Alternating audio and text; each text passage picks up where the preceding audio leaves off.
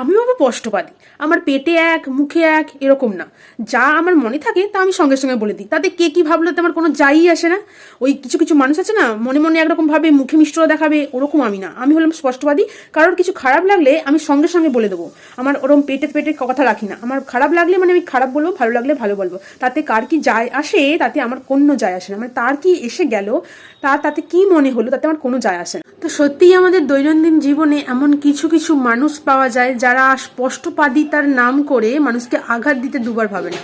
তারা ভাবে যে তার স্পষ্ট কথা মানে তার মনটা খালি হয়ে গেল, অপর পক্ষের যে মানুষটাকে সে আঘাত করলো তার কি যায় এলো, মানে তার কি এলো গেল, তাদের কোনো মাথা ব্যথা নেই।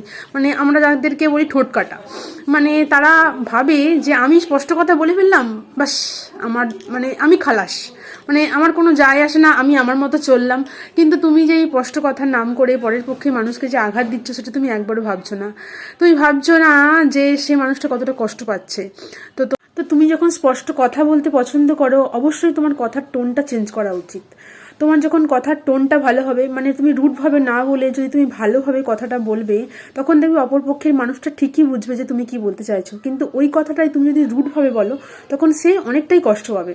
তাই আমাদের সবসময় উচিত, যারা ওই স্পষ্টবাদিতার নাম করে ঠোঁট কাটা মানুষের মতো তোমার সঙ্গে কথা বলে, আচার ব্যবহার করে, তাদের থেকে অবশ্যই দূরে থাকা উচিত।